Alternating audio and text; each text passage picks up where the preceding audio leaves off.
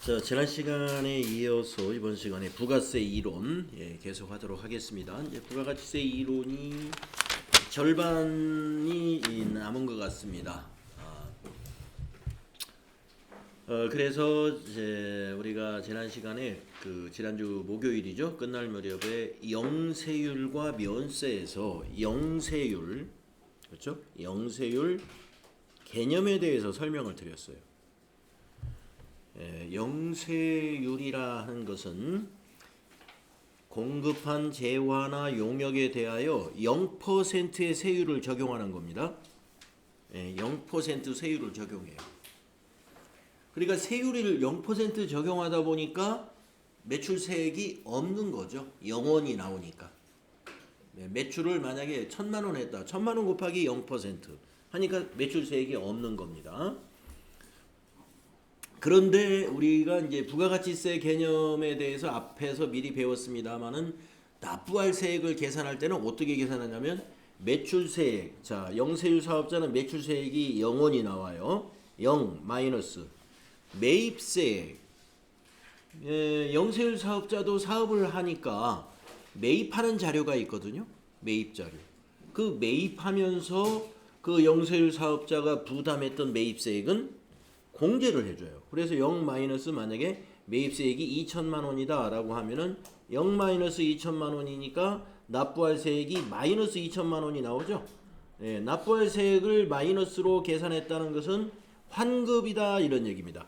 그래서 영세율 사업자는 환급받는 사업자예요. 매출세액을 부가세 신고해가지고 매출세액이 없으니까 자기가 부담했던 매입세액을 돌려받습니다. 그래서 환급받는 사업자고요. 따라서 이러한 그 영세율 사업자를 가리켜서 뭐라고 우리가 얘기할 수 있냐 하면은 부가가치세가 완전하게 면제되는 사업자다. 그래서 완전 면세 사업자예요. 완전 면세 사업자. 그래서 뒤에 나오는 면세 사업자는 완전 면세 사업자가 아니라는 얘기죠. 뒤에 나오는 면세 사업자는 완전 면세 사업자가 아니고 영세율 사업자가 완전 면세 사업자입니다. 부가가치세 부담이 전혀 없어요. 영세율 사업자는 매출세액 부가세 없고 자기가 부담했던 매입세액 다 돌려받고 그래서 부가세 부담을 전혀 하지 않는 사업자가 바로 영세율 사업자다. 이렇게 보시면 되겠습니다. 그러면 영세율 사업자는 어떤 사업자냐? 소비주국 과세 원칙을 구현하기 위해서 이 영세율을 적용하는 거니까 소비주국 과세 원칙이니까 국내에서 소비하지 않는 재화나 용역을 공급한다는 얘기죠. 그러면 국내에서 소비하지 않는 재화나 용역을 공급한다? 바로 수출이라는 얘기죠. 우리나라가 아닌 중국이나 일본이나 미국이나 이런 타국에서 소비하는 재화를 또는 용역을 공급할 때 영세율을 적용한다. 다시 말해서 수출업자입니다. 수출사업자. 하지만 일부 외화 획득을 장려하기 위해서 국내 거래에서도 일부 적용을 해요. 국내 거래에서도. 그래서 그것이 내용이 뭔지 다음 페이지에서 보도록 할 거고요. 그래서 영세율 적용 대상자 지금 말씀드린 대로 영세율은 부가가치세 그 다음에 영세율은 부가가치세 과세 사업자에게만 적용을 합니다. 이 말은 무엇이냐? 면세 사업자는 영세율 적용을 못 받는다라는 얘기입니다. 과세 사업자에게만 적용을 해주고요. 그 다음에 비거주자 또는 외국법인의 경우에 즉 우리나라에서 이제 우리 부가가치세법상 또는 소득세법상 비거주자라고 세법에서 칭하는 그 개인을 누구를 말하냐면은 보통 말해서 외국인을 우리가 비거주자라고 판단을 한다고 보시면 됩니다. 또는 외국법인. 그래서 비거주자나 외국법인이 국내에서 생산한 재화를 외국에 소비시키기 위해서 수출하는 경우에는 그 상호주의에 따라서 판단한다. 상호주의에 따라서 판단한다는 말은 무슨 말이냐면은 국내 법인이나 국내 내국인이 그 해당 국가에서 영세율 적용을 받을 때는 우리도 영세율 적용을 해준다. 이것이 이제 상호주의에 따라 판단한다라는 얘기입니다. 그래서 이제 오늘은 어제 지난 시간에 그러니까 영세율의 개념을 우리가 그렇게 정리했고요. 영세율의 개념이 아주 중요하죠. 영세율의 개념을 일단 알았고 97페이지에 보시면은 대상 거래가 나옵니다. 그래서 수출이에요. 수출. 재화의 수출. 그 다음에 2번 용역의 수출. 용역의 국외 공급, 용역의 수출이라는 얘기죠. 뭐 재화의 수출이다 그러면 우리나라가 판매하고 있는 여러분들 뭐 자동차, 반도체 이런 거 다 재화의 수출이잖아요. 다 영세율 적용받습니다. 그 다음에 용역의 국외 공급, 용역의 수출을 하면은 국외에서 건설하고 있는 건설 사업. 건설 사업이 이제 대표적인 용역의 국외 공급입니다. 다 영세율입니다. 그 다음에 세 번째 외국 항행 용역의 공급, 외국으로 항공기, 선박, 그것을 우리가 이런 사람,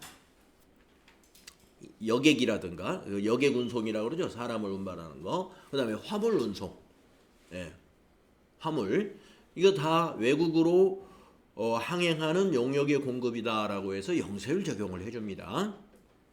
그 다음에 네 번째 이게 이제 외화 획득 재화 또는 용역의 공급이다. 그래서 아까 그 일부 외화 획득을 목적으로 국내 거래에 대하여서 일부 영세율이 적용된다 하는 게 바로 요 4번에 있는 거. 그러니까 1, 2, 3번은 다 이제 그 외국에 수출하는 거였고 4번은 사실상은 국내에서 거래예요. 자, 첫째 보면은요. 우리나라에 상주하는 외국의 공관, 영사기관, 국제연합기구 이런 곳에 재화나 용역을 공급했을 때 영세율 적용해 준다는 거예요. 그러니까 미국 대사관, 캐나다 대사관 이런 대사관 같은 데가 이제 공관이고 영사기관이잖아요. 또는 국제연합기구가 국내에 있을 수가 있어요. 그런 곳에 공급하는 거 영세율 적용을 해줍니다. 그 다음에 두 번째 점은 뭐냐면은 그 공관에 소속된 직원에게 공급했을 때. 근데 그 직원이 외국 공무원이어야 돼요. 해당 국가의 공무원. 국내 내국인이 거기에 취업해서 일을 할 수 있죠. 그런 사람은 안 되고 해당 국가의 공무원, 신분인 사람에게 공급했을 때 영세율 적용해 준다. 그러면은 이제 뭐 그 해당 국가의 공무원도 좋고 영세율 적용받으니까 부가세 부담이 없이 소비할 수 있죠. 외국인 입장에서는 또 국내 기업 입장에서는 수출하는 대우를 받아요. 매출세액이 없으니까. 그래서 국내 기업도 좋고 그 소비하고 있는 외국 공무원도 좋고 그런 셈인데 결국에 국가에서 그러면은 왜 세금을 깎아주면서 그렇게 합니까? 외국 공무원이 소비해주면 좋잖아요. 우리나라에 달러가 유입이 되니까 외화 획득 차원에서 거기에 영세율을 적용해준다. 또 수출업자와 직접 도급계약에 의하여 수출재화를 임가공하는 수출재화라고 했어요. 이런 경우 많이 있죠. 그러니까 수출업자는 재화가 없어 처음에. 그러니까 자기는 생산을 하는 공장이 없다는 거죠. 생산을 안 하는 사람이 수출할 수 있죠. 우리가 무역상사라고 하잖아요. 무역상사. 그래서 외국의 바이어들로부터 주문을 무역상사에서 받아가지고 국내에 제조하는 업체에다가 이렇게 임가공을 시켜가지고 수출하는 그런 경우입니다. 그러면 내부적으로 보면 국내 그 수출업자도 국내 법인이고 그 다음에 생산하는 임가공 사업자도 국내 법인이죠. 그러면 국내 법인끼리 거래한 거예요. 거기다도 영세율을 적용해 준다는 거예요. 수출품을 임가공할 때. 그래서 수출재화의 임가공, 국내 거래의 경우에 영세율 적용해 줍니다. 그 다음에 내국 신용장이나 구매 확인서에 의하여 공급하는 수출재와 임가공 용역. 네. 그래서 이제 우리가 이 수출 재화인지 이것이 국내에서 소비하는 것인지 수출 재화인지를 증명하는 서류가 뭐냐면은 내국 신용장 또는 구매 확인서. 이러한 서류를 세무서에다가 제출을 해야 되거든요. 그래서 국내 업체 간의 거래이지만 이 건은 이 내용을 보고 세무서에서 이거는 수출 재화이다 라는 판단을 할 수가 있는 것입니다. 그래서 내국신용장이나 구매 확인서라고 하는 것은 국내의 업체에서 임가공 수출 재화를 거래했을 때 이것이 수출품이라 하는 것을 증명하는 부속 서류예요.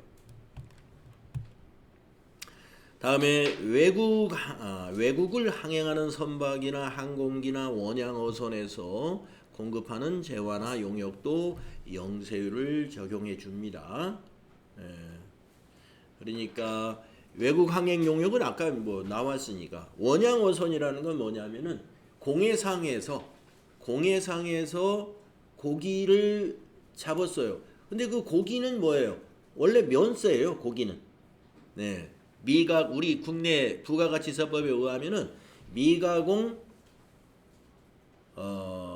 식료품, 또 미가공 농산물, 수산물, 임산물 이런 거 다 면세에 해당이 되는데 이 큰 배에서는요 그걸 고기로 가지고 있는 게 아니라 그 배 안에서 원형 어선 그 안에서 고기를 잡아가지고 거기서 식품을 가공해 버릴 수도 있어요. 소세지를 만들어 본다든지, 네, 무슨 그런 거. 고기를 가지고 1차 가공을 할 수도 있다. 그럼 그게 이제 과세재화가 돼. 근데 그거를 한국으로 가져오는 게 아니고 원양 어선이 다른 나라에다 공급한다는 거죠. 그걸 수출로 와서 영세율을 적용한다. 네, 이런 것 등입니다. 네, 그래서 외화 획득을 위해서 국내에서 공급한 재화나 용역에 대하여 영세율 적용해 주는 사례. 네, 요 사례 기억해 주시면 되겠습니다. 자, 밑에 주위에 있는 내용 한번 읽어 봅시다.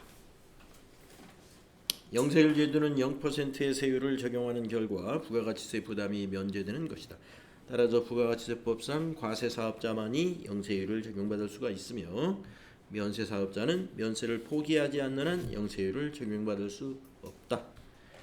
간이과세자도 부가가치세법상 과세사업자이므로 영세율 적용을 받을 수 있다. 네. 자, 그래서 이론 시험 문제, 부가가치세 이론 시험 문제에서 영세율에 관해서 질문을 할 때 아래 보기 중 영세율에 대한 설명으로 잘못된 것을 찾아라 이런 식으로 질문을 많이 해요. 거기에 보기 중에 하나가 간이과세자도 영세율 적용을 받을 수 있다. 이렇게 하면은 되게 그게 아니라고 생각하는 분들이 꽤 있어요. 네, 짐작으로 찍으면 그렇습니다. 왜냐하면 여러분이 간이과세자 하면은 동네에서 자그만하게 이렇게 그 규모가 작은 사업자들이 되게 간이과세자거든요. 그러다 보니까 간이과세자는 수출을 안 하겠지. 그러니까 영세율 적용 안 해주겠구나. 이렇게 짐작해가지고 그게 맞다 생각하시는 분들이 꽤 있는데 틀립니다. 예. 간이과세자라고 해도 수출하면 영세율 적용해줘요. 예. 간이과세자가 미국 대사관에 미국 공무원에게 판매하면 영세율 적용 받을 수 있어요. 자, 그래서 영세율 적용은 간이과세자든 일반 과세자든 과세사업자가 해당되는 공급을 하게 되면 다 영세율 적용을 받습니다. 수출을 하거나 국내에 있는 외국 공관이나 국제기구에 공급을 하면 영세율 적용을 다 받을 수 있어요. 그럼 못 받는 사업자가 누구냐? 면세 사업자다. 면세 사업자는 수출을 해도 영세율 대상이 안 되고 외국 국제기구 또는 외국 공관에 공급을 해도 영세율 적용은 못 받는다 라는 얘기입니다.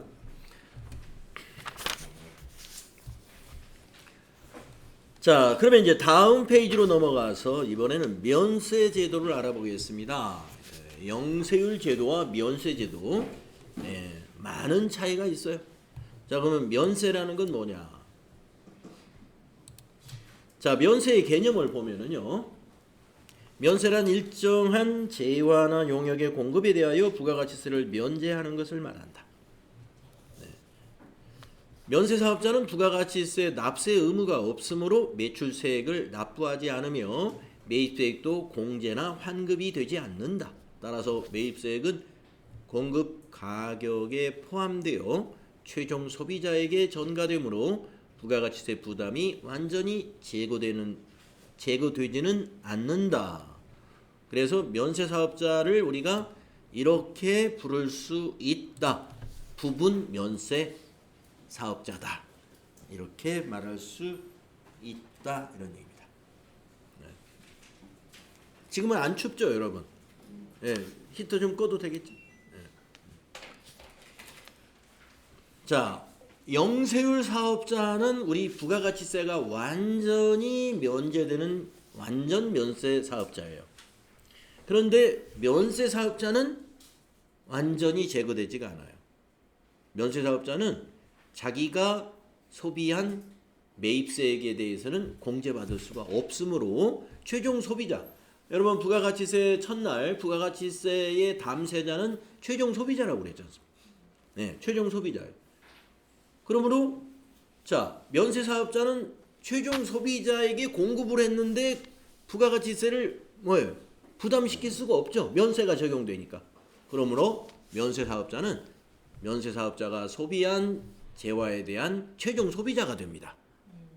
그래서 면세 사업자는 매입세액을 부담하는 거예요. 대신에 매출세액은 없습니다.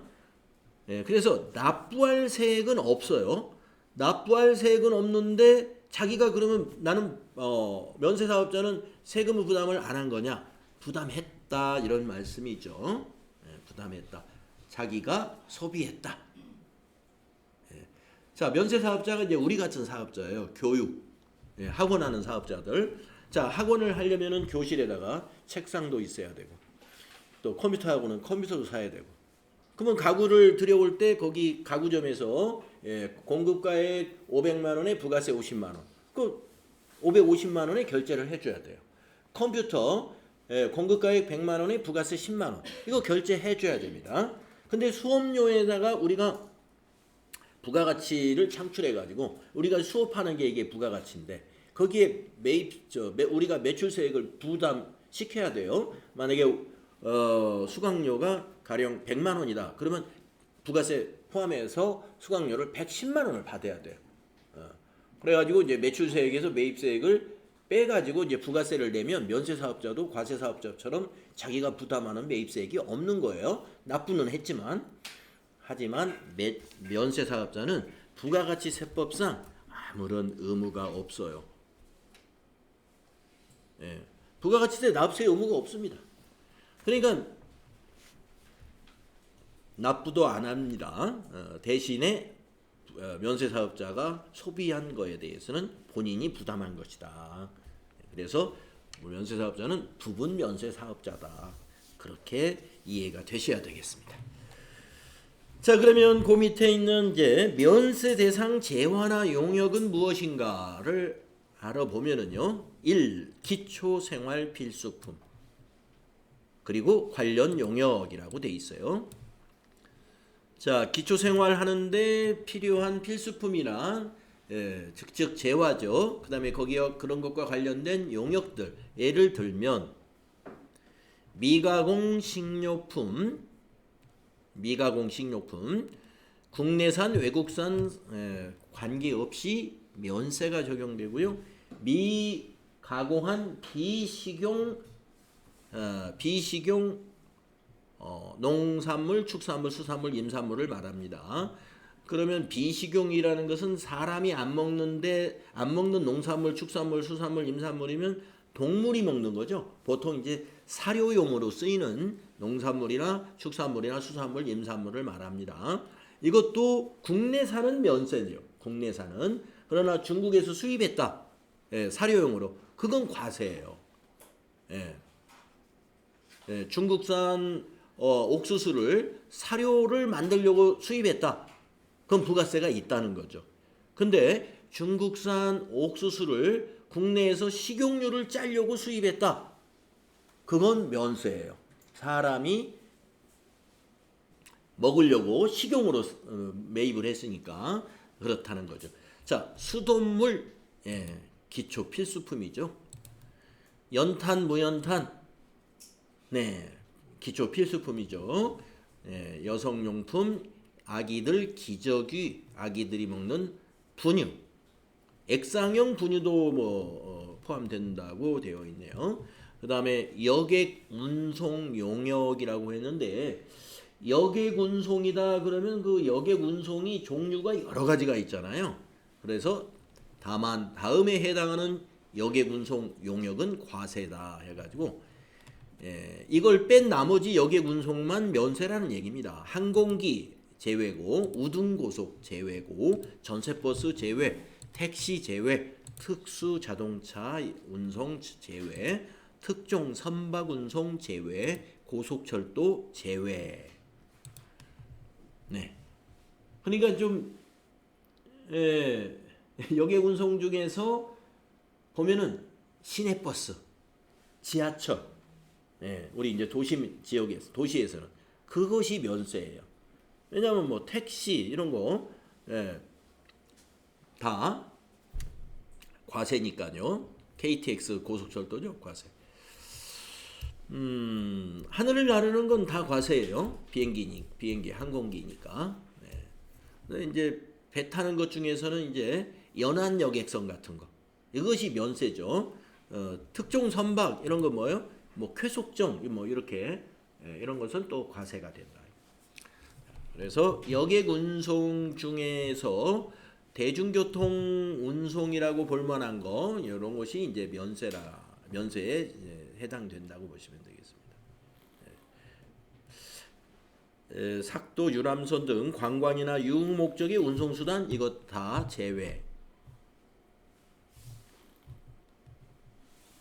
제외되는 거예요. 이것도.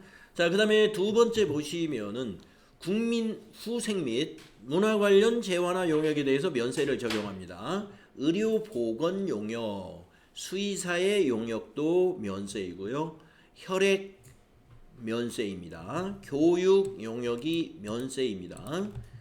우표 면세이고요. 인지, 증지, 복권, 공중전화가 면세로 되어 있고 도서가 면세이고 신문도 면세이고요. 잡지, 관보, 뉴스통신 이런 것은 면세인데 괄호 속에 보시면은 광고는 과세라고 되어 있잖아요. 그래서 만약에 보기에서 신문 이렇게 나오면 면세지만 신문 광고 이렇게 나오면 그건 과세입니다. 네. 잡지 이건 면세예요. 잡지 광고 하면은 그거는 과세다. 그렇게 구분하시면 됩니다. 자, 법에서 정한 일부 담배가 면세되는 게 있고요. 예술 창작품, 예술 행사, 문화 행사 또는 아마추어 운동 경기가 면세로 돼 있어요. 그래서 예술 창작품 하면은 우리 이제 이천에는 이제 도자기 공장들이 있으니까 고려청작 만드는 사업자, 2조 100자를 만드는 사업자는 예술품이에요. 그거는 면세예요. 그런데 도자기 공장에서 그것만 만드는 게 아니라 밥그릇도 만들고 국그릇도 만들고 생활작이라고 하는 것도 있죠. 우리 생활에 쓰는 그릇을 만든다. 그거는 예술 창작품으로 보지 않고 그 그릇을 만드는 걸로 봐요. 그냥 그릇 제조업으로. 그건 과세예요. 그래서 도자기 부분에서도 어떠한 이것이 예술 작품으로 만들었느냐 아니면 생활자기로 만드느냐에 따라서 과세인 것이 있고 면세인 것이 있겠네요. 예술행사, 문화행사 무엇인지 아실 거고요. 아마추어 운동 경기, 그러니까 고등학교 야구 이런 것은 이제 입장료가 부가세가 없는데 지금 뭐 기아하고 뭐 두산하고 뭐 오비에서 아니 잠실에서 게임을 한다. 그런 것은 프로야구잖아요. 프로 경기는 부가가치세가 있어요. 과세 이런 얘기. 도서관, 과학관, 박물관, 미술관, 동물원, 식물원의 입장료의 부가세가 면세됩니다. 네, 지금 뭐 1, 2번에 이제 주로 면세되는 것들이 쭉 나열이 되어 있고요. 그 다음에 이제 구성 요소로서는 토지라는 재화가 면세예요. 토지. 그 다음에 금융업, 보험 용역, 금융 용역, 보험 용역이 면세입니다. 저술가, 작곡가, 그 밖에자가 직업상 제공하고 있는 인적 용역,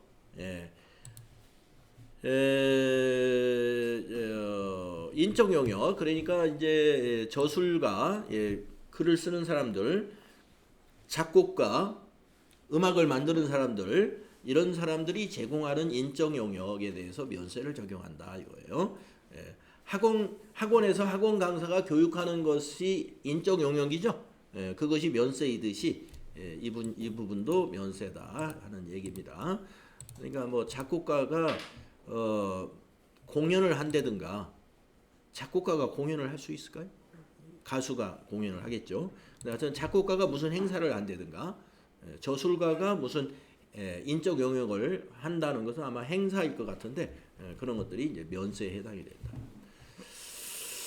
그 다음에 또 면세되는 거 보시면 기타에 국가나 지방자치단체 또는 자치단체에 있는 조합이 있는데요. 거기에서 공급하는 재화나 용역은 일단은 면세예요. 그런데 제외되는 게 있으니까 그 다음 페이지에 나오죠. 제외되는 게.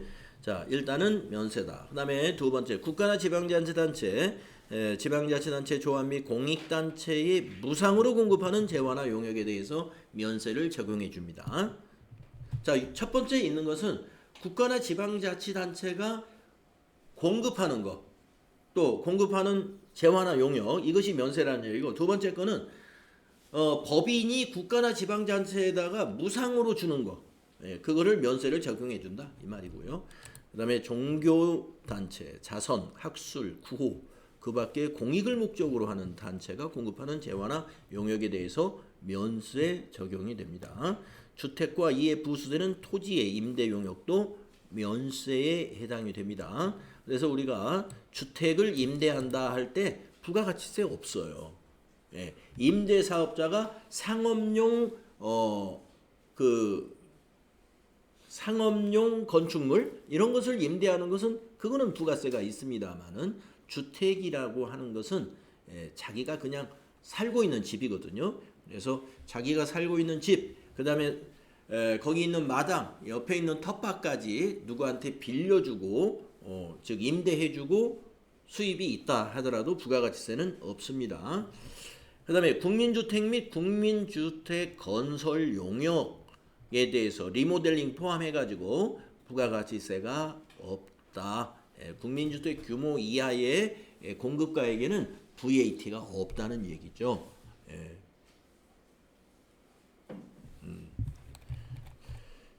자, 그 다음에 99페이지 면세 포기 제도가 있어요. 면세 포기 제도. 자, 포기 제도 앞에서 하나 나왔었는데 간이과세자 포기 제도가 있었죠. 나는 간이과세를 포기하고 일반 과세자로 가겠다. 받아줍니다. 근데 그 반대는 안 된다고 그랬죠. 반대. 일반 과세자가 나는 간이과세자로 가겠다. 그거는 조건이 되어야 가는 것이지 그냥 신청한다고 되는 건 아니었죠. 그러나 간이과세자는 신청하면 해줍니다. 일반 과세자로 가는 거. 자, 면세사업자. 면세사업자는 과세사업자로 가겠다고 하면 받아줘요. 과세사업자로 가겠다. 자, 면세 포기 대상. 그런데 누구나 해주는 게 아니에요. 만약에 상하타 컴퓨터 학원이 면세 포기 신청을 한다. 안 받아줍니다. 왜냐? 이 조건에 안 맞으면 안 받아줘요.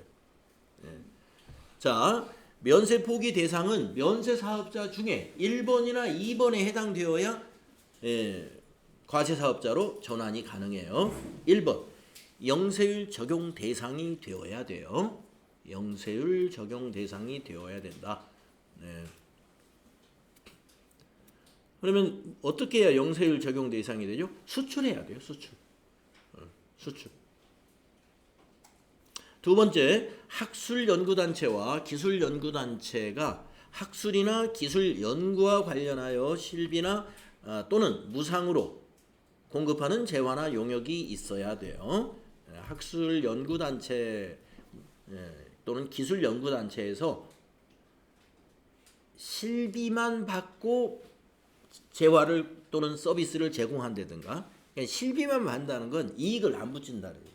원가로 공급한다 이 말이고, 아니면 아예 무상으로 공급하는 거에 대해서 그렇다면은 그 사업자가 연구단체니까 면세단체거든요. 연구 용역에 대해서 면세를 적용해 주는데 과세 사업자가 되겠다 그러면 해주겠다 이겁니다.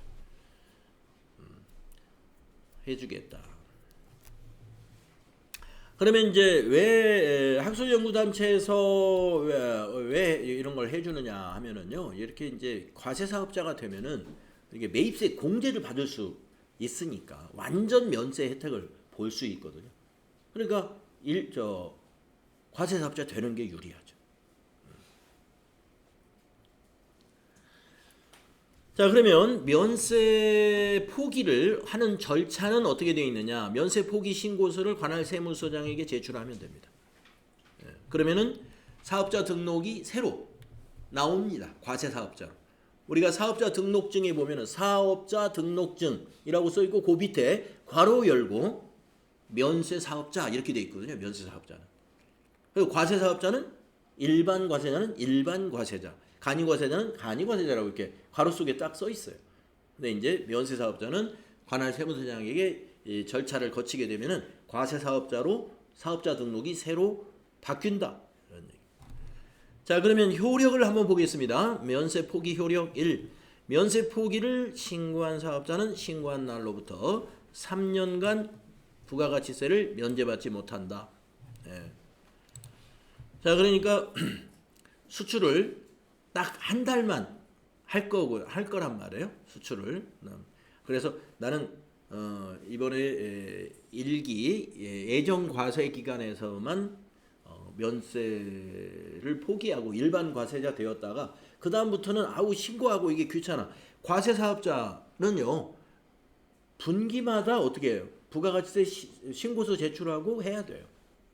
근데 수출을 딱 한 번만 해서 혜택을 받았는데 그 다음부터는 뭐 수출할 것도 없고 부가가치세 신고하는 게 만약에 귀찮아가지고 다시 과세 사업자로 어쨌든 돌아올 일이 있다 하더라도 못 돌아오죠. 왜냐하면 3년간은 부가가치세를 면제받지 못한다. 이 말은 3년간은 과세 사업자를 유지해야 돼요. 다음에 2번 면세 포기를 신고한 사업자가 면세 포기 신고를 한 날로부터 3년이 지난 후에 면세를 적용받고자 하는 때에는 면세 적용 신고를 한다. 3년 후에 다시 적용을 받으면 된다. 그러면 적용 신고를 안 하면 어떻게 될까요? 계속 과세 사업자를 하게 된다. 자, 보면은 면세 적용 신고서를 제출하지 아니하면 계속하여 면세를 포기한 것으로 본다. 계속 부가가치세 신고해 줘야 된다 하는 얘기입니다. 자, 그래서 영세율 사업자가요. 납부할 세액이 없다고 해서 신고를 안 하면 어떻게 해요? 환급도 못 받잖아요. 그러니까 영세율 사업자는 매번 법인이다 그러면 3개월마다 부가가치세를 신고해 줘야 되는 거예요. 신고할 의무가 있는 거죠. 자, 면세 포기 제도 있다는 거 기억해 주시고, 자, 여기 이제 파란 글씨로 있는 이 주의에서 아까 국가나 지방자치단체가 공급하는 재화가 면세가 적용된다고 했는데 다 면세가 아니다. 다 면세가 아니다. 그래서 밑에 네 가지로 열거된 게 있어요. 한번 보겠습니다. 자, 국가나 지방자치단체, 지방자치단체 조합이 공급하는 재화 또는 용역 중에 다음의 재화나 용역은 과세된다. 네. 그래서 우리가 국가나 지방자치단체도 과세사업자라고 그랬잖아요. 네. 면세사업자라고 안 봐요. 과세사업자예요. 자, 1번. 우정사업조직이 소포 우편물을 방문 접수하여 배달하는 용역과 우편 주문 판매를 대행하는 용역은 과세다. 우정사업조직 하면 우체국을 말하는 거거든요. 우체국이 정부기관이에요. 우체국이. 예. 우체국이 정부기관인데 거기에 택배, 예. 방문 접수 배달이라는 게 택배 서비스를 말합니다. 죄송합니다.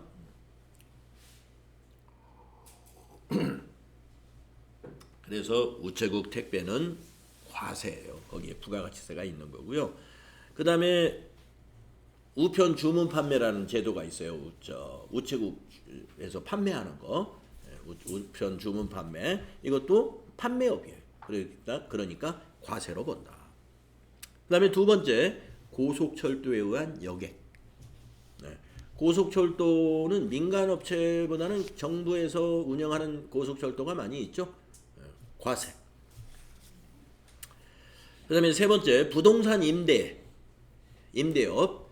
부동산 임대업의 대표적인 경우가 이제 지방자치단체에서 많이 하는데,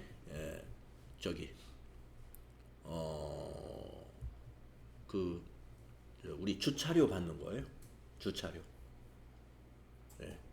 무슨 어디에다 주차했더니 주차료를 내요. 시간당 얼마. 근데 그 운영하는 기관이 만약에 지방자치단체, 이천시 아니면 그 지방자치단체에서 설립한 조합, 뭐 시설관리공단 뭐 이런데 그런 데서 이제 관리를 하고 있죠. 그 지방자치단체나 마찬가지예요. 그래서 부동산 임대업 하면은 부동산 임대를 직접 하는 경우도 있습니다만은 대체적으로는 이제 주차장이 가장 많을 것 같고요. 도매나 소매 당연히 과세죠. 음식점을 운영한다, 숙박업을 운영한다, 골프장, 스키장을 운영한다, 스포츠 시설을 운영한다. 지방자치단체가 운영하는 이런 숙박시설, 음식점 또는 이런 스포츠 시설 과세 해당이 된다. 그래서 우리가 가끔 보면은요, 지방자치단체에서 운영하는 숙박업 같은 거 있어요. 이천시도 어딘가 있을 거예요. 네. 그런 거는 면세가 아니라 과세. 그 다음에 네 번째, 부가가치세 과세 대상인 진료 용역과 동물의 진료 용역. 네. 그래서 국가나 지방자치단체가 우리가 이 진료 용역이 대부분 다 면세인데 과세 대상인 또 진료가 만약에 있는 모양이에요. 어떤 것이 과세인지는 저 정확히 모르겠지만 그렇게 해당되는 게 있다, 이렇게 보시면 되겠습니다.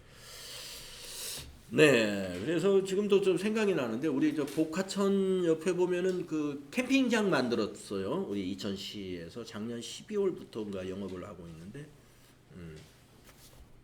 캠핑장 이런 게 뭐예요? 부동산 임대업에 해당이 되잖아요. 캠핑장이라는 거를 만들어 가지고 거기 1박 2일에 얼마, 2박 3일은 얼마 이렇게 가격이 책정되어 있죠. 그게 이제 과세 사업에 해당되는 거죠.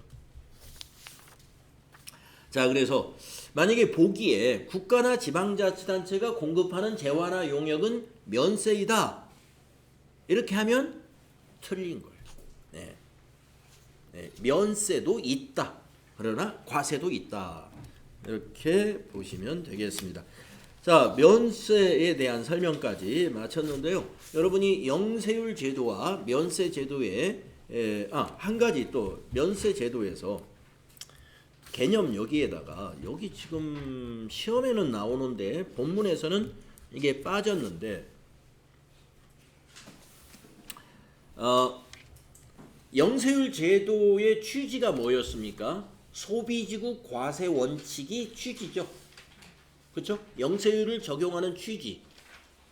예, 그거는 소비지구 과세 원칙을 지향하기 때문에 영세율을 적용하는 거예요. 그럼 이 면세 제도의 취지가 뭐겠느냐? 그거는 여러분이 뭐 이런 기초 생활품이라든가 이런 것을 면세를 적용한다는 것은 말입니다. 기초 생활 필수품 같은 거는 누구나 다 소비를 해야 하는 거잖아요. 누구나. 즉 아무리 어렵게 살아도 물은 먹어야 되고 수도 없이 어떻게 살아요? 예, 물을 먹어야 되고 또 좋은 건 못 되더라도 연탄이라도 떼야 겨울에 따뜻하게 지낼 수 있죠.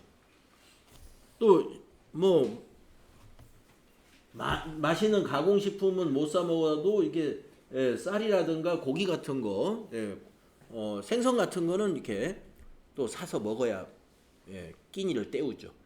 그러니까 이 최소한의 소비에 대해서는 세금 부담을 줄여주는 이유가 뭐겠느냐 하는 것인데 이것은 이렇게 말합니다. 이 부가가치세의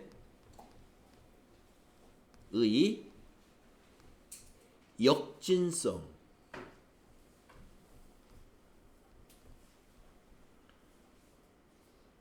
해소를 목적으로 한다.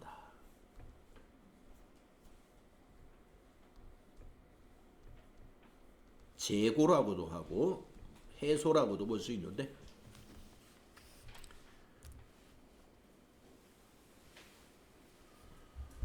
부가가치세의 역진성 재고를 목적으로 한다. 이렇게 이제 보기에 나올 수도 있고 재고라는 말이 좀 어려우시면은 뭐 해소를 목적으로 한다. 네. 역진성을 해소한다. 좀 해결해 준다. 조금이라도. 그것이 목적이다 하는 것입니다. 역진이라는 것은 역주행이라는 거죠. 역주행. 예. 요 방향으로 가야 되는데 반대 방향으로 오는 거예요. 예. 그럼 부가가치세가 왜 역진이라고 보느냐? 우리가 이 조세제도라는 것은 국가가 국민에게 세금을 부여하는 거예요. 그 왜 세금을 부여하죠? 국가의 운영을 위해서 하는데 국가가 운영하는 이유가 뭐예요? 모든 국가 소속인 국민들이 잘 먹고 잘 살도록 국가 살림을 운영하려고 하는 거죠. 그 안에는 뭐가 있는 거냐면요.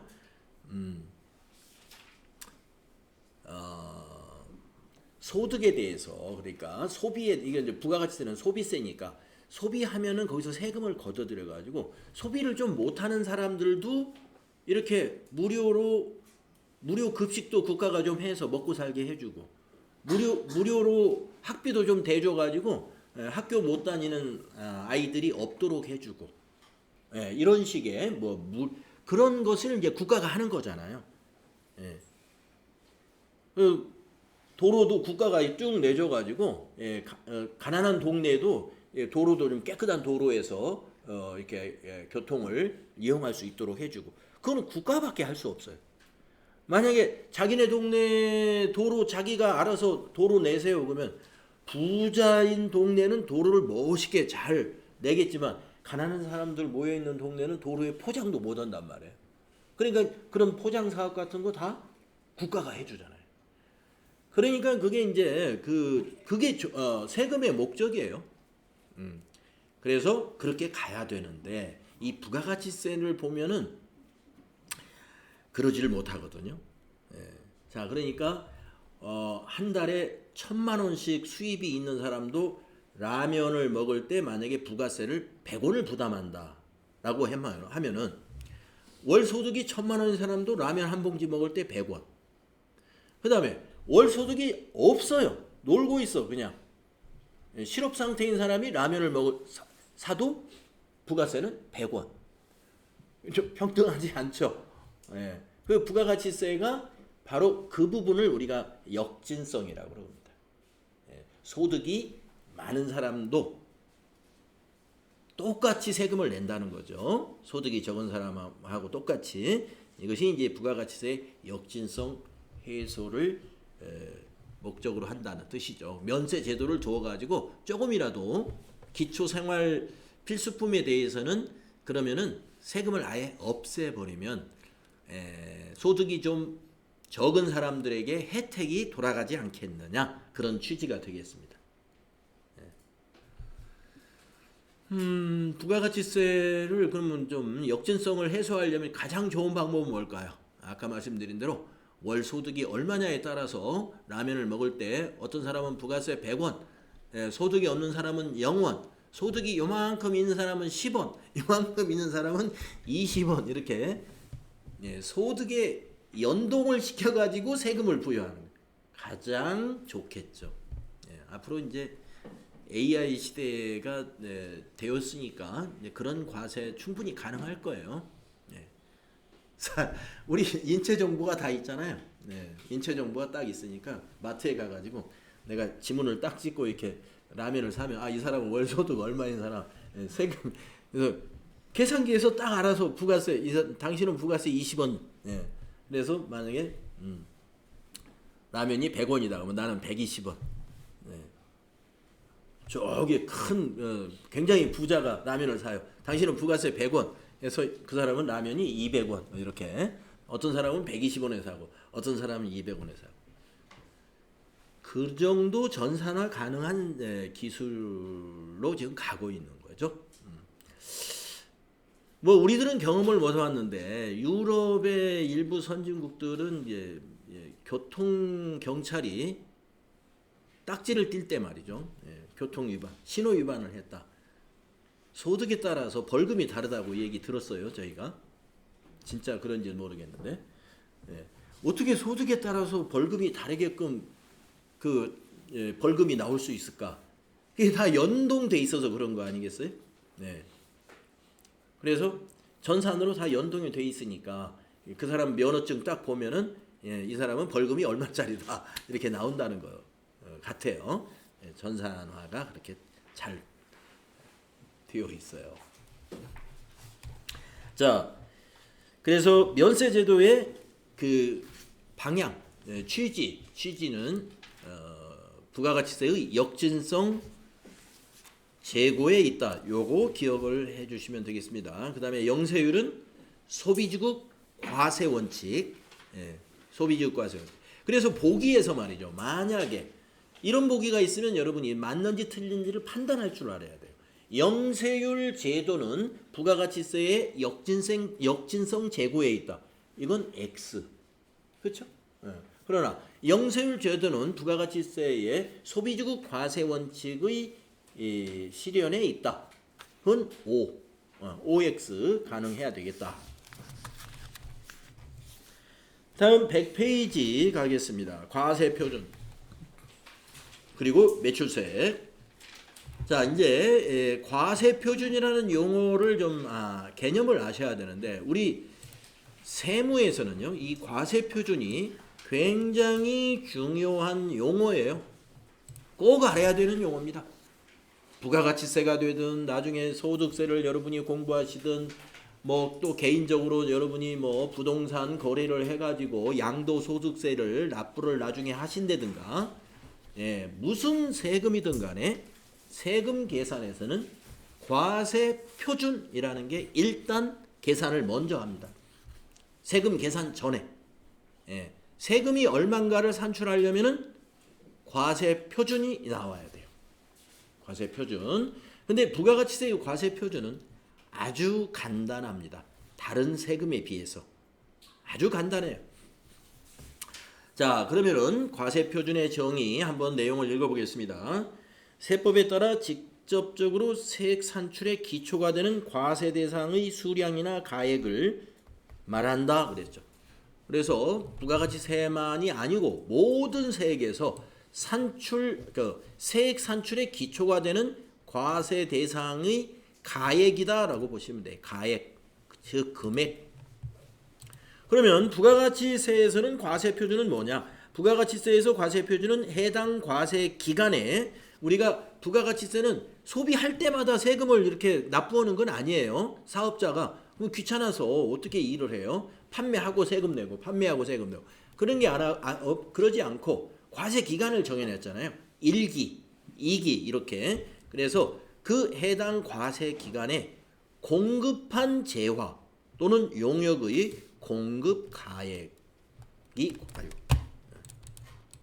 과세 기간에 공급한 공급 가액의 합계가 과세 표준이 된다. 공급 가액이 과세 표준이다. 이렇게 그래서 말하는 거예요. 과세 기간에 공급한 재화나 용역의 공급 가액의 합계. 그게 과세 표준입니다. 그러면 공급 가액이라는 말도 좀 알아봐야 되겠죠? 공급 가액은 뭐냐? 부가가치세를 포함하지 않은 매출액. 네. 그게 공급가액이에요. 우리가 손익계산서에 매출액을 표시할 때 거기에 세금은 넣어서 매출액을 표시하지 않습니다. 여러분들 제가 예수금을 설명할 때 제가 부가세 예수금이라는 거를 얘기했었죠. 여러분이 매출이 발생했을 때 나중에 회계 처리할 때 상품 매출하고 부가세하고 구분해가지고 회계 처리할 거거든요. 왜 구분을 하냐면은 세금은 우리의 수익이 아니거든요. 공급가액만 우리의 수익이에요. 그 공급가액이 뭐냐면은 부가세를 포함하지 않은 매출액. 부가세 빼고 그 우리가 판매한 상품의 원가에다가 마진을 붙여가지고 팔고 있거든요. 그게 매출액이에요. 그게 부가가치세에서는 그것이 공급가액이고 그것이 과세 표준. 거기에 대해서 세금이 부과가 된다 이 말입니다. 자, 그러면 공급 대가라는 말도 가끔 쓰니까 이 용어도 좀 알아두세요. 공급 대가는요, 부가가치세를 포함한 금액이에요. 그래서 우리는 합계라고 보통 말하죠. 부가세 포함한 금액을 세금계산서에서 합계 이렇게 항목이 합계라고 되어 있어요. 공급 대가 이렇게는 안 되어 있어요. 세금계산서 양식에서는 공급가액, 그 다음에 세액, 그 옆에 합계 이렇게 되어 있습니다. 합계를 다른 말로 공급 대가라고 한다. 네. 자, 그러면 여기서 지금 용어 세 가지 여러분. 자, 부가가치세의 과세 표준은 뭐다? 공급가액이다. 공급가액이라는 것은 부가세를 포함하지 않은 매출액을 말하는 것이다. 그러면 공급 대가는 뭐냐? 부가세를 포함한 금액을 공급 대가라고 부른다. 공급 대가. 우리가 공급 대가는 거래처로부터 받아야 될 금액이에요. 대가로 받아야 돼요. 공급한 대가로 인해서 받아야 될 돈이 공급 대가입니다. 세금까지 받아야 된다 이 말이죠. 자, 그 밑에 줄에 과세 표준의 결정이 뭔가요? 일반적인 과세 표준의 결정 원칙, 일반 원칙이 있고 부당행위 계산부인 원칙이 있어요. 두 가지. 네. 자, 과세 표준 결정. 아까 공급가액의 결정은 일반적으로는요. 그 대가입니다. 즉 상품을 공급했으면 우리가 받기로 한 돈 그 대가. 네. 그게 과세 표준이에요. 자, 금전으로 대가를 받은 경우, 금전 외에 대가를 받은 경우, 폐업하는 경우, 간주 공급의 경우로 한번 나누어서 보면은 금전 외에 대가를 받았다. 돈 말고 다른 것으로 받았다는 거예요. 그러면 공급한 재화의 시가, 공급한 재화의 시가가 과세 표준이 되는 거예요. 폐업한 경우도 남아있는 재화의 시가. 간주 공급의 경우에도 재화나 용역의 시가. 자, 일반 원칙을 보면은요, 과세 표준의 원칙은 시가가 과세 표준이 되는 겁니다. 시가가. 여기서 금전으로 받았을 땐 그 대가다라고 했는데, 할인 판매도 있기 때문에 그래요. 이제, 예를 들어서, 옷이 원래 이게 시가가 10만원짜리 옷이에요. 근데 워낙 안 팔리니까, 할인 행사를 해가지고, 10만원짜리 옷을 7만원에 팔고 있어요. 7만 원에. 그러면 시가는 10만 원이고 공급한 그 대가는 7만 원이 되네요. 그러면 7만 원에 대해 7만 원이 과세 표준이 되고 세금은 7천 원만 매출 수액으로 신고하면 된다 이 말입니다. 그래서 원칙적으로는 시가인데 할인 행사를 할 수가 있으니까 과세 표준을 그 대가라고 하는 거예요. 금전 거래했을 때.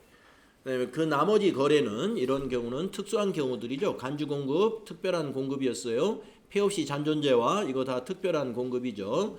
그런 것들은 그냥 시가로 한다.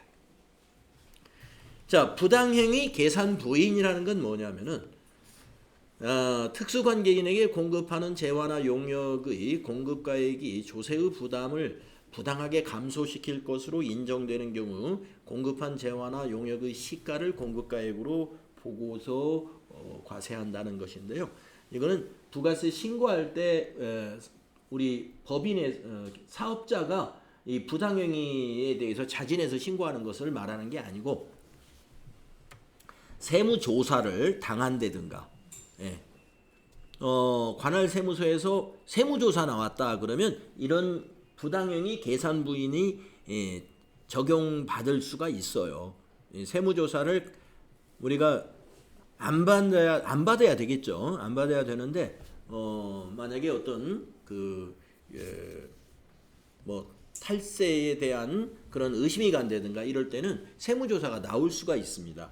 그래서 만약에 조세관청에서 세무조사를 나왔어요. 그러면 거래 하나하나를 다 들여다보게 돼요. 그러면 들여다보면은 이런 일이 있을 수도 있다 이런 얘기입니다. 수량 금액을 수량으로 나눠 보니까 이거 단가 얼마짜리였죠? 뭐 이렇게 따지고 보니까 단가가 너무 낮게 있는 것 같아. 그래서 이제 전표를 하나하나 이렇게 쭉 보다 보니 어떤 거래에 대해서 특별히 굉장히 싸게 팔았어요. 이거 뭐냐 꼬치꼬치 또 따지니까 그거는 이제 일부러 뭐 누구한테 뭐 특수관계인에 팔았던 어쨌든 하여튼 세금을 조금 내려고 이게 뭐예요? 조세의 부담을 부당하게 감소시킬 목적으로 즉 매출액을 줄인 것으로 인정이 된다라고 하면은 이거 저 7만 원짜리가 아니고 이건 10만 원짜리잖아요. 10만 원짜리. 그래서 그 7만 원을 인정 못 하겠다. 이건 10만 원으로 과세 표준을 고쳐야 되겠다라고 하는 거. 이것이 부당행위 계산 부인 뭐 이런 것입니다. 이건 세무감사, 세무조사에서 나올 수 있는 거예요. 거래 유형별로 과세 표준, 거래 유형별로 과세 표준을 보면은요, 외상이라든가 이 할부 판매 총 가액이 과세 표준이 됩니다. 그런데 장기 할부는요, 그 대가의 각 부분을 과세 표준으로 합니다. 우리가 공급 시기에서 이거 나왔었죠? 공급 시기 앞에서 공급 시기에서도 장기 할부 판매라든가 완성도 기준 지급 조건부 판매라든가 계속적으로 재화나 용역을 공급하는 경우 이것이 이제 전기나 가스 같은 경우라고 말씀을 드렸었고 그 공급 시기에서도 우리가 공급 시기를 대가의 각 부분을 받기로 한 때라고 했어요. 마찬가지로 과세 표준도 같은 얘기입니다. 그런 얘기고 둘 이상의 과세 기간에 걸쳐서 용역을 제공하고 그 대가를 선불로 받는 경우 우리가 공급 시기는 우리가 과세 기간의 종료일을 공급 시기로 본다 그랬어요. 앞에서 우리 공급 시기에서 공부할 때. 그러나 과세 표준을 계산할 때는 안분해서 계산을 합니다. 그러면 과세 표준을 어떻게 하느냐? 공급 시기는 과세 기간 종료일인데 우리가 과세 표준을 계산할 때는 해당 과세 기간의 개월수로 안분 계산한다. 이렇게 아시면 되겠습니다. 자, 그러면 우리가 과세 표준의 용어 개념을 알았고요. 부가가치세에서는 과세 표준은 공급가액이다 라는 것까지 알았고요. 세금을 포함해서는 공급 대가라고 하는 용어가 있다 하는 것까지 알았습니다. 그게 중요하겠고요. 나머지 예, 참고로 알아주시면. 그리고 과세표준의 결정은 시가를 기준으로 한다. 대가를 금전으로 받았을 때는 받은 그 대가, 그게 과세표준으로 인정이 되는데 만약에 부당하게 세금 부담을 감소할 목적으로 부당하게 신고가 일어난 부분은 나중에 시가로 조정받게 된다. 이렇게 알고 계시면 되겠고, 세무조사를 받지 않는 한 부당행위 계산부인 같은 것은 뭐 신고할 때 그것을 따로 우리가 챙겨서 신고하는 것은 아니다 하는 것을 아시면 되겠습니다. 자, 그러면 쉬었다가요 다음 시간에 101페이지부터 설명을 또 하겠습니다.